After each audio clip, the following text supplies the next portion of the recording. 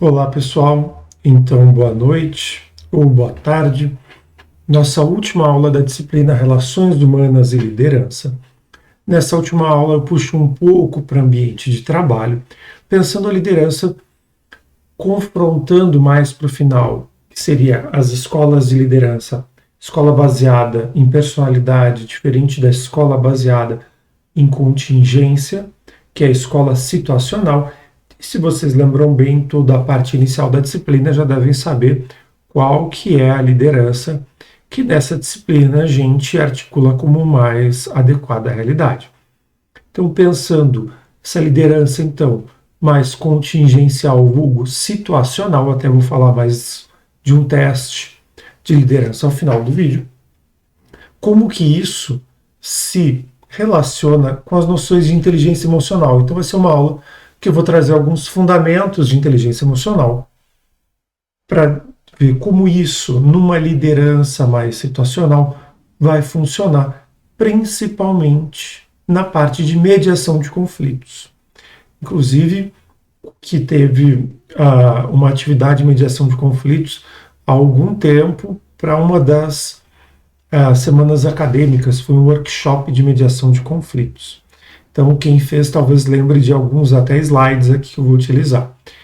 Então, liderança, inteligência emocional e o teste de liderança situacional, que é o TLS. Bom, em termos da inteligência emocional, a gente vai pensar que a inteligência emocional é uma capacidade mais ligada às emoções, claro, e o gerenciamento das emoções, do que raciocínio lógico formal, muitas vezes direcionado para algo que a gente pensaria um raciocínio mais matemático. Aqui não. Aqui eu trabalho mais com as categorias afetivas. Isso vai envolver uma série de características, como capacidade de compreender as próprias emoções, gerenciá-las e ser capaz de compreender as emoções das outras pessoas, fazendo escolhas conscientes, no qual eu escolho o que eu quero fazer. Então, é uma escolha ativa, ao invés de eu reagir a uma situação, que seriam as nossas escolhas reativas. Então, por exemplo, você como líder de uma equipe, muitas vezes você pode fazer um cálculo racional matemático de produtividade individual, de forma que eu penso uma linha de corte de produtividade, eu tenho 10 pessoas numa equipe e quem ficar abaixo dessa linha de corte de produtividade eu vou retirar da equipe. Racionalmente, eu vou pensar a equipe como engrenagens e quando uma engrenagem não estiver rendendo, eu retiro ela, coloco outra, troco o funcionário da equipe. Porém, isso aqui é um raciocínio total taylorista, quando a gente vai ver Escola de Relações Humanas do Elton Maio, experiência de Hawthorne, a gente vê que as coisas não funcionam tão assim. A gente tem uma organização como um conjunto de pessoas. E às vezes, por mais que eu tenha uma pessoa da equipe que não esteja rendendo muito bem, se eu retirá-la e colocar uma nova, eu vou gerar um impacto de clima, com efeito novidade, diminuindo a produtividade de todos os demais. Então, racionalmente, eu vou pensar, vou tirar essa pessoa e colocar outra, trocar uma engrenagem. Agora, racionalmente, na inteligência emocional, eu vou pensar qual é o impacto emocional afetivo que isso vai gerar no clima organizacional, que isso vai gerar em termos até de efeito novidade. Bom, então vamos seguir, por isso que falar de inteligência situacional é compreender tomada de decisões em situações-chave que fazem com que quanto mais elementos eu consiga compreender da situação e mais articulação desses elementos eu consiga colocar, fechando essa gestalt perceptiva, melhores são minhas decisões, combinando aspectos racionais, matemáticos, combinando aspectos emocionais.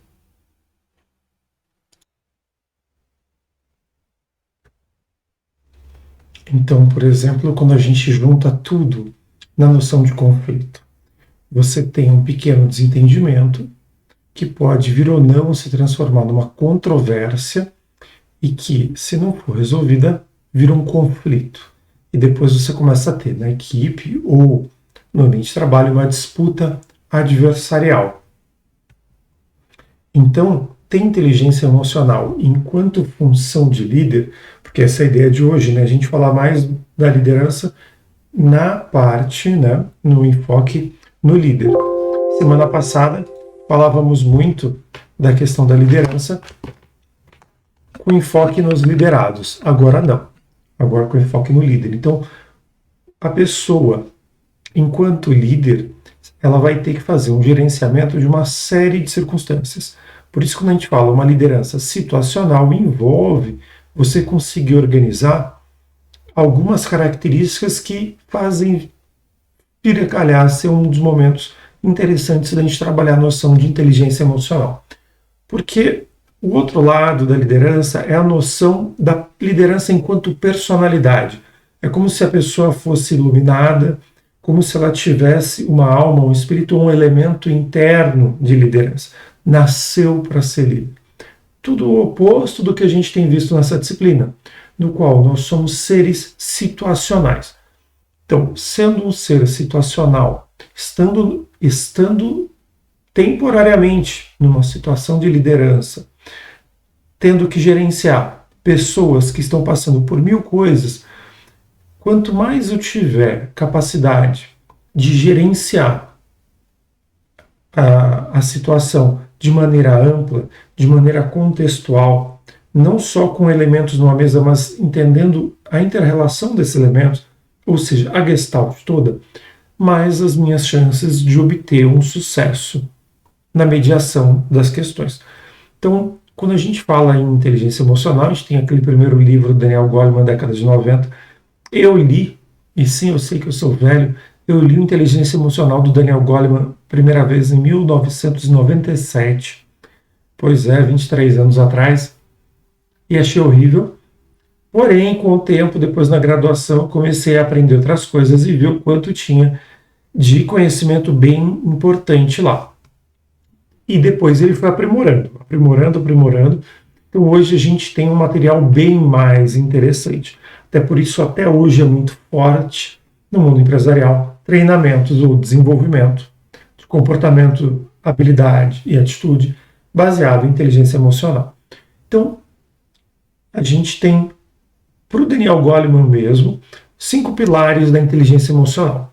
Conhecer as próprias emoções, controlar, ou melhor, gerenciar essas emoções, a automotivação, que é eu fazer coisas porque eu quero, não porque eu estou sendo reativo, a capacidade de empatia, que é não só compreender minhas emoções e gerenciar razoavelmente as minhas emoções, mas eu conseguir ter um nível de sentir e perceber o que o outro está sentindo. Isso se chama empatia. E saber se relacionar interpessoalmente. Esses 5 pilares, quando a gente junta para a inteligência emocional, a gente pode pegar os exemplos mais complicados, como, por exemplo, mediação de conflito dentro da equipe. Nós vamos falar um por um dos pilares da inteligência emocional. Pilar 1, conhecer as próprias emoções. A emoção é psicossomática, por isso que se eu beber, se eu usar alguns medicamentos para o corpo, vai impactar minha mente. Então a minha psico é impactado pelo meu soma, que é o corpo, por isso que é psicossomático, é tudo uma coisa só. E também, se eu não estiver bem psicologicamente, eu vou ter um impacto fisiológico muito grande. A gente tem aqui mecanismos de ação e reação, comportamentos aprendidos. Então, o que é o mecanismo adaptativo de ação e reação? Estresse.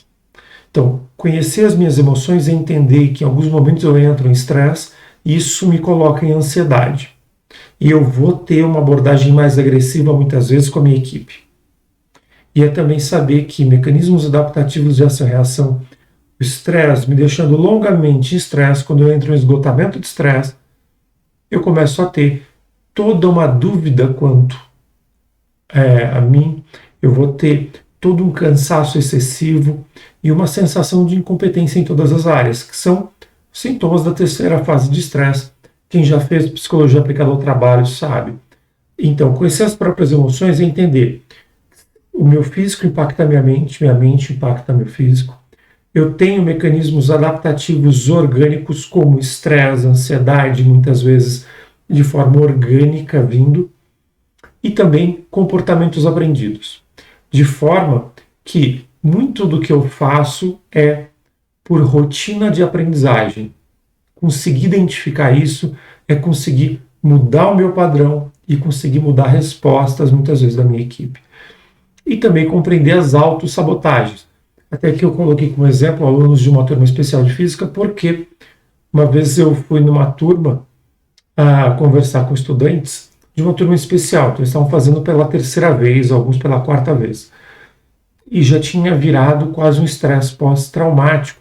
Pegava o livro para estudar, começava a dar muito sono, parava e ia dormir, perdia o sono. Não, voltava para estudar, dava fome. Começava a estudar, dava vontade de arrumar casa.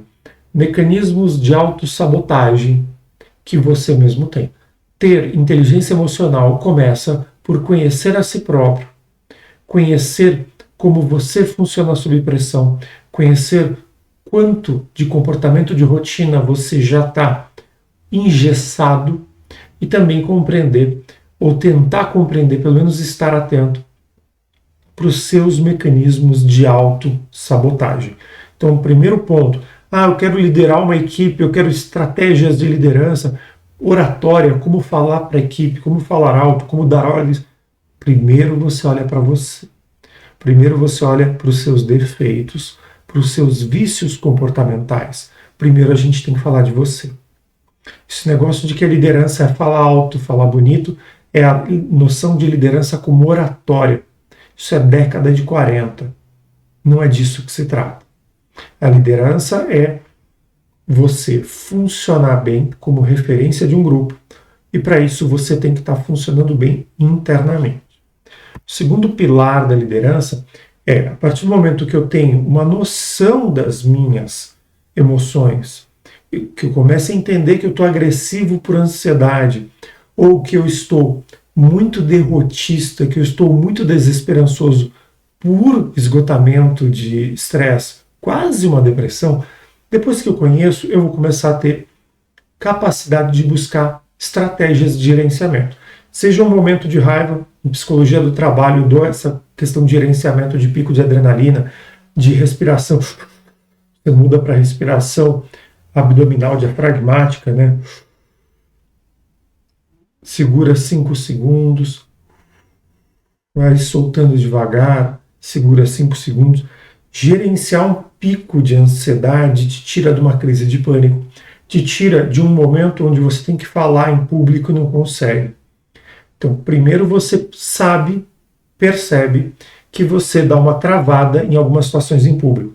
Depois você tem condições de buscar como que eu vou gerenciar isso. Ou se é um caso de um esgotamento mais crônico. Tá, então eu vou gerenciar trabalhando menos, fazendo atividade física, fazendo N coisas para conseguir aumentar minha energia global. Então, primeiro eu conheço as minhas emoções, depois eu busco estratégias para gerenciar. A automotivação é começar a compreender que as nossas atitudes, boa parte, não são, digamos, decisões conscientes, são reações ambientais. Quando eu vejo, eu estou sendo agressivo porque eu me senti ameaçado. E eu nem controlei a minha agressividade porque eu nem percebi que eu estava me sentindo ameaçado. Então, eu saí de uma liderança no qual a tônica do comportamento é reação para uma tônica de ação, no qual eu entendo um pouco o que eu estou sentindo, entendo melhor como então me posicionar, gerenciar, e eu tomo então decisões. Quando a gente fala em automotivação, é você tomando decisões, ao invés de você tomando atitudes encadeadas por estar ansioso. A partir disso, quando eu já percorri esse caminho, a ideia da empatia é escutar e observar as pessoas, de forma que eu consiga entender que muitas vezes alguém da minha equipe não fez o que eu pedi e eu estou achando que ela foi insubordinada, que ela não respeitou a minha autoridade, que ela não quer me aceitar como líder e se colocar como liderada. E aí eu vou lá conversar com ela e eu percebo que ela fez o que eu pedi. É que ela entendeu errado. Mas na cabeça dela, ela fez exatamente o que eu pedi. A empatia vai mostrar que eu sinto que ela se sente com razão. E ao perguntar para ela o que aconteceu e ela me explicar, eu vou entender que ela não me sabotou. Ela não tentou passar por cima de mim. Ela entendeu de outro jeito. Foi um problema de comunicação e não de rejeição de autoridade ou de insubordinação. Boa parte dos nossos conflitos em ambiente de trabalho são por pessoas que estão do mesmo lado, querendo a mesma coisa, só que elas se comunicaram de forma falha. Então eu tenho um erro de comunicação ao invés de eu ter uma divergência de posições.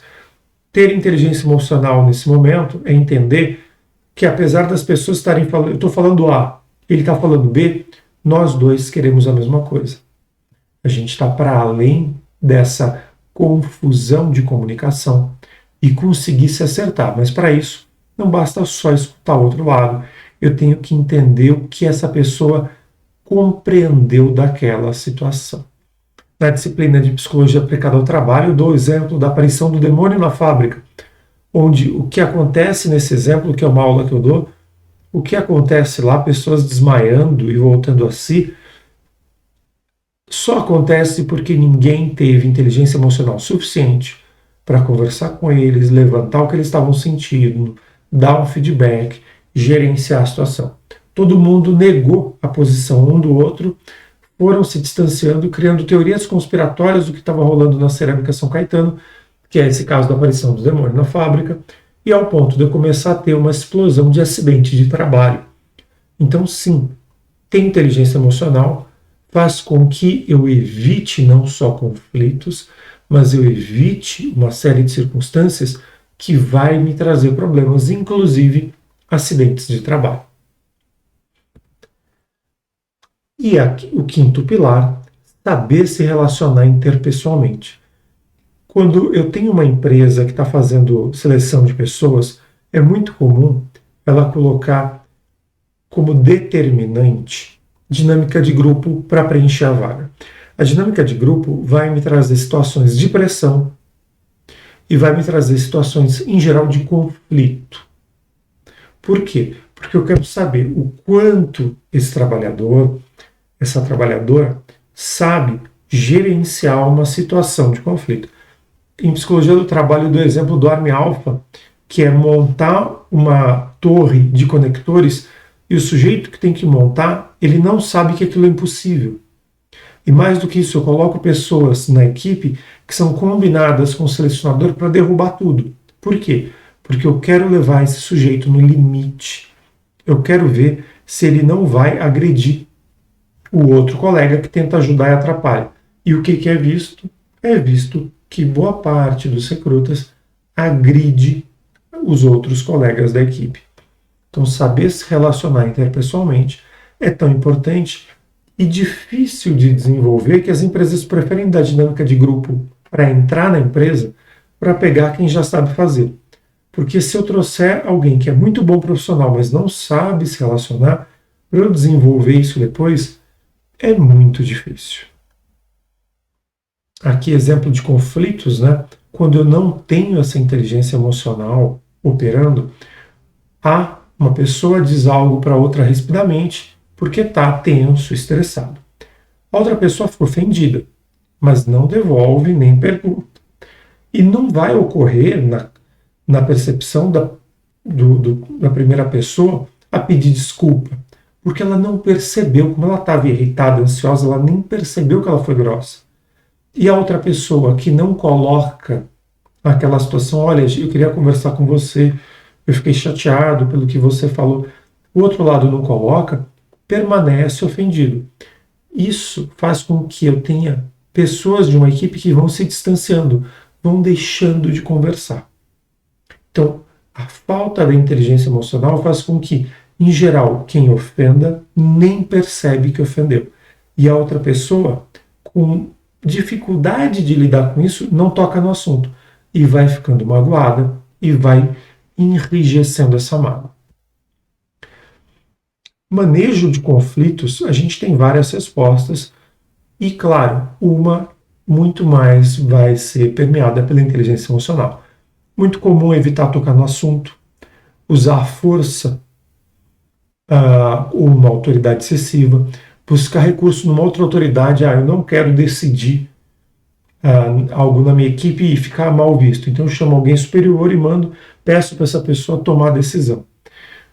Em geral, são posições que uma liderança toma para resolver conflito que são de baixa inteligência emocional. O que seria o mais educado? O que seria o mais indicado? Promover a mútua colaboração. Mesmo que as pessoas não façam as pazes e continuem um pouco magoadas, mas que elas sejam ainda capazes de trabalhar juntos. Então, uma das questões fundamentais, e até existe treinamento para isso, é o da comunicação não adversarial, no qual eu não fico falando você, mas esse projeto ou aquela atitude. Eu falo, você é grosso. Digo, aquele jeito de se expressar não funcionou bem. Eu tento sempre me comunicar, não de forma que eu estou certo e a outra pessoa está errada. Uma questão fundamental é usar um sistema de comunicação que funcione. Para isso, uma liderança que comunique e faça essa gestão interpessoal. Senão, não é um líder, é um chefe. O chefe manda para o outro obedecer e é unilateral de cima para baixo. Aqui não, aqui eu quero um gestor de horizontalidade. Algumas dinâmicas seriam interessantes, se a gente tivesse em sala de aula, daria para fazer. Até por isso que eu acabei reduzindo o número de aula, porque a gente não tem como fazer as dinâmicas de liderança em sala de aula. Algumas aqui eu fiz com o pessoal da engenharia civil numa semana acadêmica. A gente faz com que divide as pessoas em duplas e elas têm que contar problemas e perguntar coisas de forma como se fosse retórica e a outra pessoa não pode intervir. Só pode falar quando eu passo o objeto para ela. Treinar a escuta. Muita gente ainda acha que ser líder é falar. Falar, falar, falar. Falar bem, falar alto, falar bonito, falar com oratória. Ter um microfone na mão e os outros não falam. Isso não é liderança. Liderança é comunicação por todas as direções. Então, se você quer ser um bom líder, você tem que saber escutar, muito mais do que saber falar. Uma outra dinâmica que a gente usa para treinar equipes e lideranças para inteligência emocional e conflitos é negar sem dizer não. Então, uma pessoa vai pedir para você: olha, o que você acha da gente parar tudo e fazer uma outra atividade de um projeto tal? Lá, legal, mas de repente em outro momento você vai negar, só que não vai usar a palavra não. Justamente para treinar um jogo de cintura no qual você negar sem dizer a palavra não, você tem que primeiro levantar os pontos positivos. Então é um tipo de treino bem interessante. Criticar de forma adversarial numa função de liderança é entender que eu tenho ali uma série de ferramentas que estão ali para serem usadas. E quanto melhor eu utilizá-las, melhor a equipe vai ter entrosamento e mais eu consigo exercer a minha função de liderança. Então, criticar, em geral, aquelas máximas são fundamentais. Eu elogio em público, critico de forma reservada, mas criticar de forma não adversarial. Eu não chego falando você é assim, mas eu digo você agiu assim. Eu não digo que você me fez ficar bravo, mas eu me senti constrangido em tal situação. Eu não digo você me fez, eu digo eu me senti. Eu não digo você é assim, eu digo você agiu assim. Eu digo eu fiquei irritado, ao invés de eu dizer você me irritou. Então eu mudo muitas coisas da voz ativa para a voz passiva, de forma que eu tiro o tom acusatório. Não basta elogiar em público e criticar em particular. Se na hora de eu criticar eu uso o tom acusatório e eu uso uma linguagem adversarial. Então eu vou diferenciar a posição, que não te aguento mais, do interesse, que é por quê? O que a gente pode fazer? O que a gente tem que mexer? Em geral, a equipe traz para o líder a questão: eu não aguento mais tal pessoa, me recuso a trabalhar.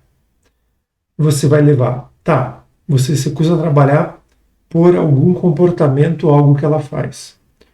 Qual que é o comportamento, a atitude? Porque a gente mexe em comportamento e atitude. A gente não mexe em pessoas.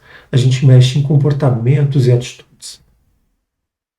Então, uma das dinâmicas para isso, que a gente também faz em sala de aula, é devolver o que o outro está dizendo em paráfrase, com outras palavras. A gente tem até essa charge, né, que é alguém que tem um pensamento, uma fala toda emaranhada, e a outra pessoa vai desenrolando isso e enrolando num carretel. De forma que uma pessoa traz todo um conflito, uma emoção, tudo misturada, e a outra pessoa vai organizando. Então, quando alguém está te falando um monte de coisa e você devolve, então quer dizer que, e você devolve o que ela disse, só que com as suas palavras, ela consegue reorganizar mentalmente. Isso é algo que a gente faz quando tem alguém em crise, quando alguém está com pensamentos suicidas, quando pessoas nos procuram, a primeira coisa é escuta e devolve para ela com as suas palavras, para que ela possa escutar o que ela disse de outro jeito. E isso vai fazer com que ela consiga sentir de outro jeito também. Então, inteligência emocional em feedback de um trabalhador ou trabalhadora em posição de liderança envolve escutar o que o outro tem a dizer, entender o porquê o outro está pensando daquela forma. Eu devolvo o que eu entendi, parafraseando, levanto pontos positivos, não sendo genérico, não, isso tudo é muito bom, muito. Não. O que é bom e o que é ruim, quais são os pontos negativos. Eu vou criar um ambiente estratégico no qual, se eu for criticar, não seja em público para não ser humilhante. Eu sempre vou pensar numa gestão da situação. E com regras para essa conversa, de forma que a gente, cada um fala de uma vez. Se a pessoa estiver muito irritada, vamos sentar. Às vezes eu posso falar, então fala você primeiro e deixo ela desaguar, evitando o tom acusatório e dando reforço positivo, elogiando o fato dessa situação estar acontecendo. Então, ser líder é ter estratégias de feedback com inteligência emocional. Ser líder é não exercer autoridade, não estar no autoritarismo. Até por isso, semana passada, falei tanto do experimento do Kurt Lewin, no qual ele faz um grupo autoritário e um grupo democrático. E o que se vê é que as crianças e os adolescentes gerenciados por grupo democrático depois sabem falar melhor, sabem tomar decisões melhores, são muito mais qualificadas. Então, quanto mais eu conseguir um ambiente que eu não sou um chefe autoritário, mas eu sou um líder com práticas democráticas, mais eu tenho uma equipe com capacidade de criação de novos projetos. Se eu sou um chefe autoritário, no estilo taylorista fordista, eu tenho um grupo de trabalhadores que vai ser puxador de alavanca, apertador de parafuso, não vai criar nada.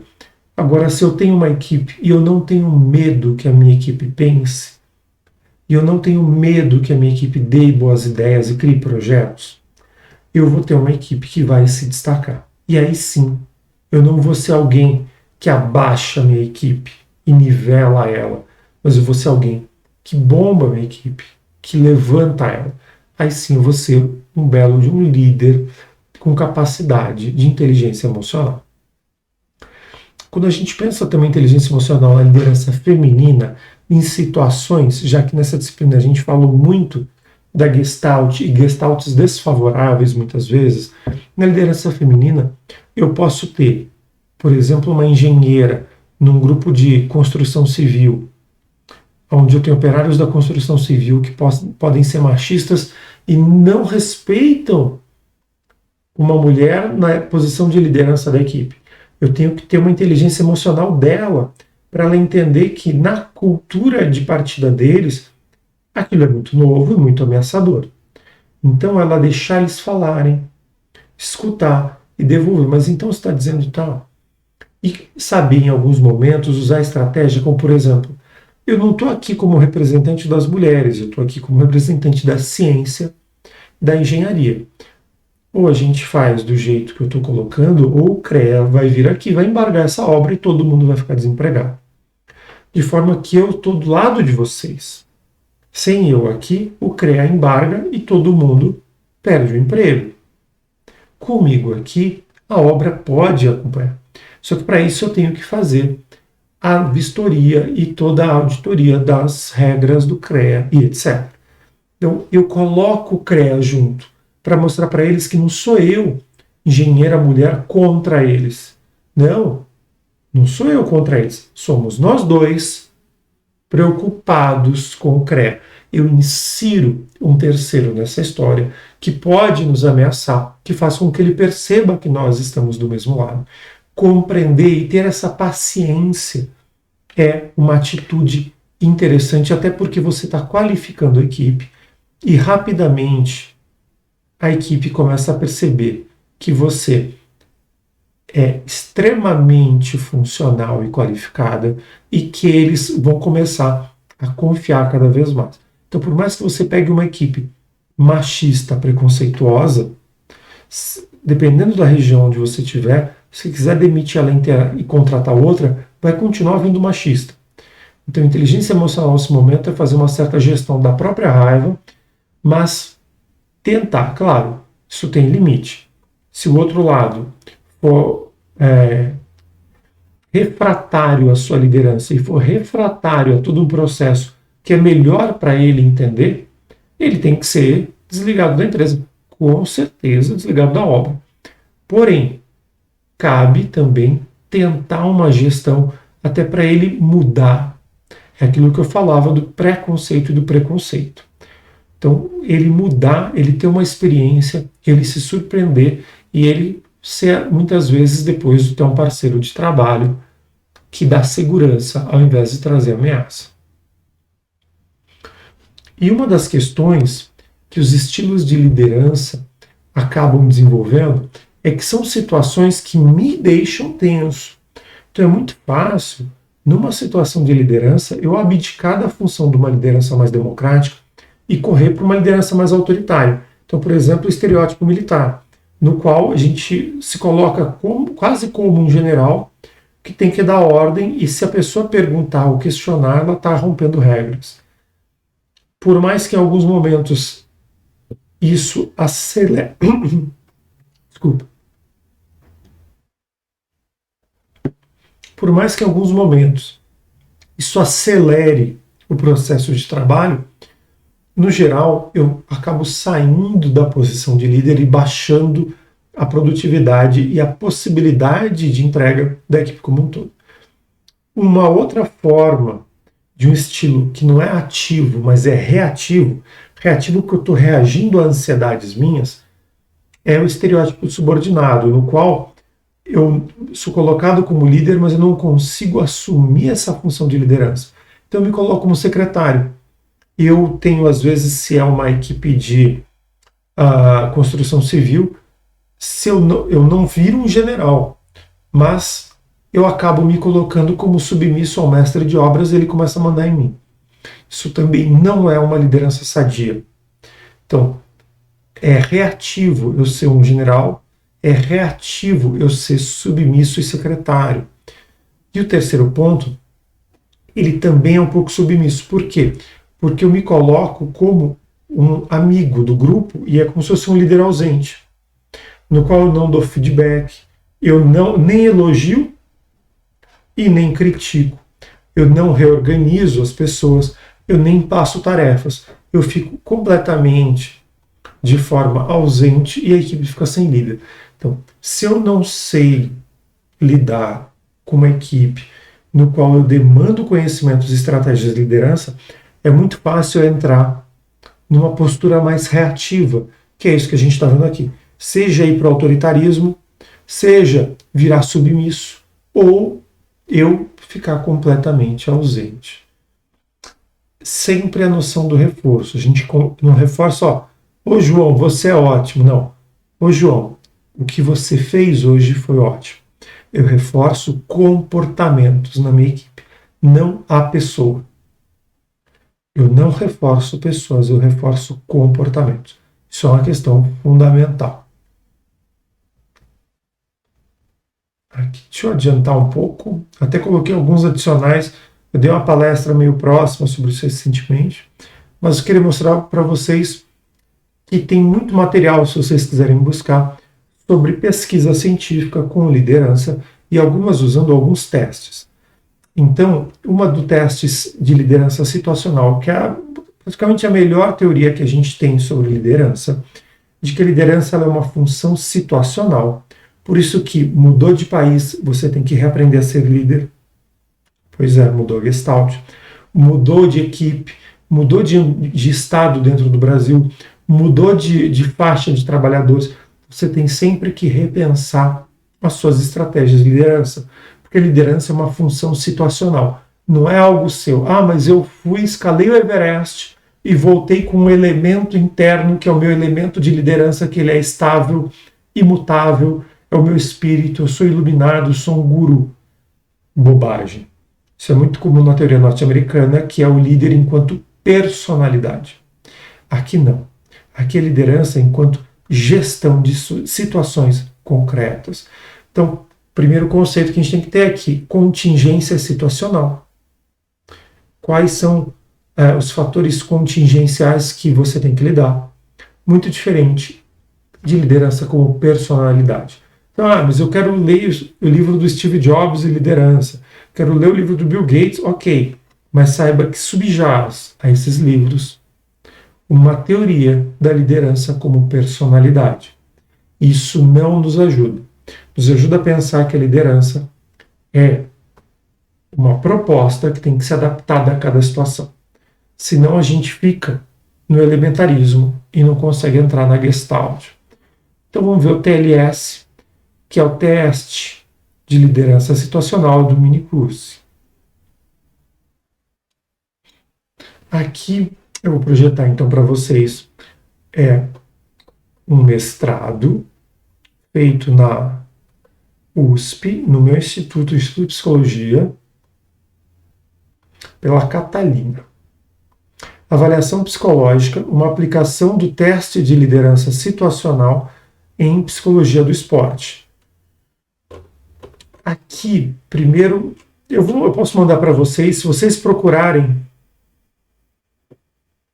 Pode dar uma travada aqui, voltou. Se vocês procurarem na internet avaliação psicológica, esse nome aqui vocês baixam o PDF também, muito fácil. Vou querer ir primeiro aqui na página, vou ver o sumário, instrumentos, porque ele vai falar do TLS, página 99, e depois vai dar uma olhadinha no próprio TLS, que é na 152.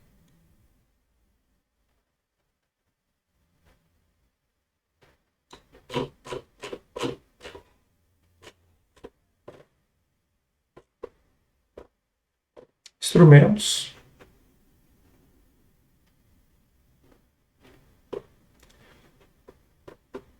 Então, TLS é composto por 20 itens, cada um com 4 alternativas que devem ser avaliadas segundo escala Likert. Escala Likert é aquela escala muito comum no nosso teste de estresse, burnout, me diz de 1 a 4 quanto aquela frase é verdadeira para você, e etc. Então, e ele é baseado na ênfase, na eficácia da liderança e não na personalidade do líder. Essa é a questão fundamental que a gente tem que lidar aqui. Então, vamos dar uma olhada rapidinha lá no teste. Que teste de liderança situacional. Pessoal aí que for de projeto, pessoal aí que for de equipes de desempenho e competição, empresa júnior, pode dar uma olhada e me chamar depois e eu ajudo a aplicar, se quiser. Bom, então eu vou ter algumas questões e eu quero que você responda o que melhor expressa a sua opinião. 3 seria bastante, 2 é muito, 1 é pouco e 0 é nada. E aí eu vou ter as questões. Então, por exemplo, você está liderando um grupo de trabalho. Que tipo de comportamento, acredita você, seja mais eficaz no desempenho dos seus liderados? Tá levando os subordinados a seguir normas, tipo mandando, preocupando-se com o relacionamento, levando o grupo a produzir mais ou formando novas equipes? Então, eu começo a ter, por exemplo, qual maneira você interage com outras pessoas do convívio? Procuro dar aos outros normas. Ou não, procuro liderar democraticamente. Ou procuro aceitar o comportamento dos outros tais como são. Ou seja, eu aceito, eu não intervenho. E o D, procuro reunir as pessoas para discussão. Vocês veem que a gente começa a ver uma repetição aqui de padrões, padrões de liderança.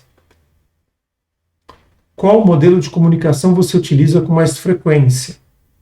Aí, participando de reuniões, dando ordens verbais, conversando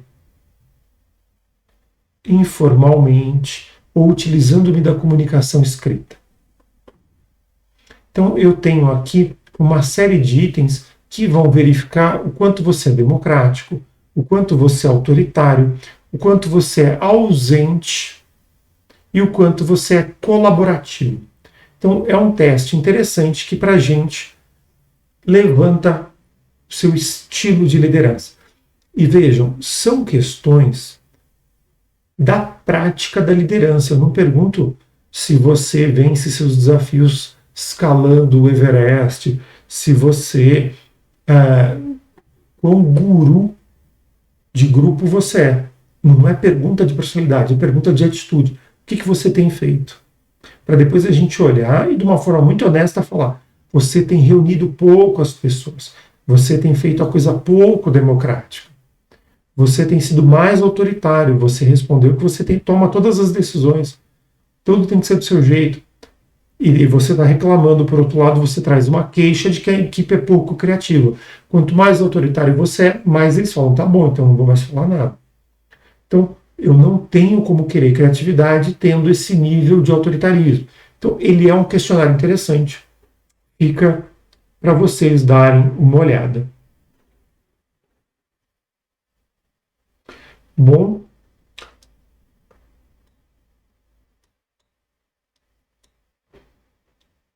então, efetivamente, se a gente estivesse em sala de aula, nós faríamos as dinâmicas e faríamos alguns testes ali grupais, e para um ou outro que tem já alguma função de liderança, algum projeto, alguma empresa júnior, a gente colocaria alguns trechos do TLS para responder, para a gente avaliar o estilo de liderança da pessoa. De qualquer forma, aqui fica um pouco mais conciso e fica mais para vocês fazerem, ou em um outro momento, um workshop, etc., eu fazer com vocês presencialmente. Então, efetivamente é isso. E muito obrigado.